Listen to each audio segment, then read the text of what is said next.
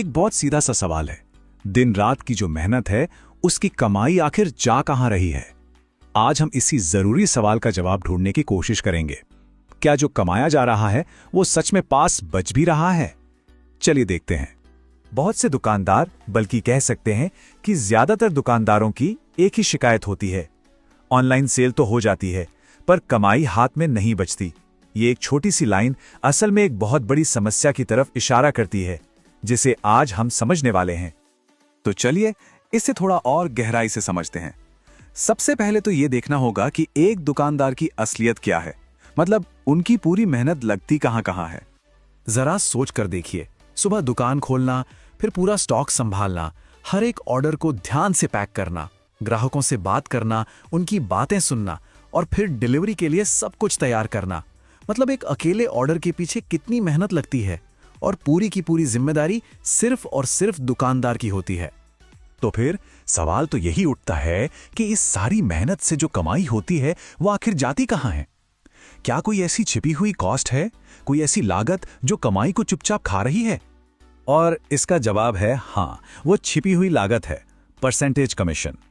कमाई का एक बहुत बड़ा हिस्सा बड़ी बड़ी ऐप्स के इसी कमीशन में चला जाता है। ये एक ऐसा खेल है जहां दुकानदार को अक्सर पता भी नहीं चलता कि वो कब और कितना हार रहा है। ज्यादातर जो बड़े प्लेटफॉर्म्स हैं वो 3 तरह के कमीशन मॉडल पे काम करते हैं। पहला है मॉडल 8N, यानी सीधा सीधा 10% कमीशन। दूसरा है B20, मतलब 20% कमीशन। और तीसरा C30, जो कि 30% कमीशन तक जाता है। अच्छा, इसे एक बहुत आसान से उदाहरण से समझते हैं। मान लीजिए एक ऑर्डर 500 रुपए का है। अब अगर 20% कमीशन वाला मॉडल है, जैसा कि यहां दिख रहा है, तो 100 रुपए तो सीधे सीधे चले गए। और अगर कहीं 30% कमीशन हुआ तो यही रकम 150 रुपए हो जाती है। मतलब ग्राहक भी आपका, सामान भी आपका, मेहनत भी आपकी, लेकिन कमाई का एक बड़ा हिस्सा ऐप ले जाती है। अब असली बात तो ये है, जो सच में चौंकाने वाली है, वो ये है कि ये छोटी छोटी कटौतियां समय के साथ जुड़कर एक बहुत बड़े आर्थिक बोझ में कैसे बदल जाती हैं। जरा इस टेबल को देखिए और याद रखिए, ये हिसाब सिर्फ एक ऑर्डर, हर दिन बस एक ऑर्डर का है। अगर 30% वाले मॉडल पर देखें तो 10 साल में ये कमीशन बढ़कर 5,47,500 रुपए तक पहुंच जाता है। 5 लाख से भी ज्यादा।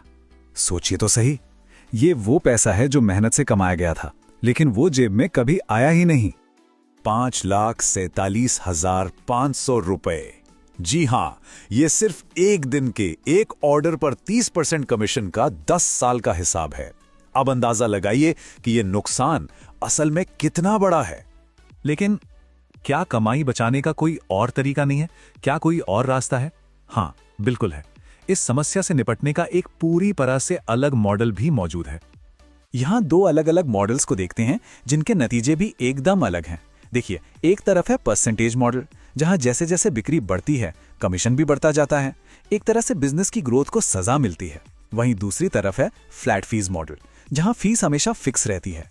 इससे कमाई सुरक्षित रहती है और बिजनेस की ग्रोथ को सपोर्ट मिलता है। और पता है, यही मोहल्ला का मॉडल है, एक फ्लैट फीस कमीशन। इसका मतलब बहुत सिंपल है, हर ऑर्डर पर सिर्फ 1 रुपए का फिक्स चार्ज। इस बात से कोई फर्क नहीं पड़ता कि ऑर्डर की कीमत क्या है, ऑर्डर 100 रुपए का हो या 1000 रुपए का, फीस हमेशा 1 रुपया ही रहेगी। जहां 10 सालों में 30% कमीशन मॉडल पर लागत 5,47,500 तक पहुंच जाती है, वहीं मोहल्ला मॉडल में ये सिर्फ 3,650 रुपए है। मतलब 5 लाख रुपए से भी ज्यादा की सीधी सीधी बचत। तो सबसे जरूरी बात यह है कि इस फर्क का मतलब क्या है। एक बिजनेस मालिक के लिए अपने ही पैसों पर कंट्रोल के मामले में इसका क्या मतलब है? अब बस एक पल के लिए सोचिए, अगर दिन में 1 की जगह 10 ऑर्डर आते हैं तो, या 100 ऑर्डर आते हैं, तब ये नुकसान कितना बड़ा हो जाएगा। देखिए, परसेंटेज कमीशन के साथ नुकसान हर बढ़ते ऑर्डर के साथ कई गुना बढ़ जाता है, लेकिन एक फ्लैट फीस के साथ कमाई आपकी ही रहती है, पूरी की पूरी। मेहनत का फल आपको मिलता है, किसी और को नहीं। और अंत में बात बस इतनी सी है, सीधी और सच्ची। जब मेहनत आपकी है तो कमाई भी आपकी ही होनी चाहिए। ये सिर्फ एक बिजनेस मॉडल की बात नहीं है, ये मेहनत को उसका सही हक और सम्मान देने का एक तरीका है। मैं आपको एक और बहुत बड़ा सच बताता हूं। वेंडर का जो कमीशन कटता है, आखिर में वो बोझ ग्राहक की जेब पर भी पड़ता है, क्योंकि वेंडर जितना कमीशन देता है उतना ही वो अपने सामान की कीमत बढ़ाता है। मतलब कमीशन वेंडर भी दे रहा है और आखिर में उसका असर ग्राहक यानी आपकी जेब में भी जाता है। अगर आप एक ग्राहक हैं तो आपको भी जागरूक होना चाहिए।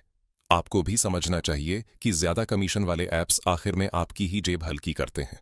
इसलिए दोनों से एक ही गुजारिश है, मोहल्ला का इस्तेमाल कीजिए। अपने आसपास के दुकानदारों से भी कहिए कि मोहल्ला ऐप का इस्तेमाल करें।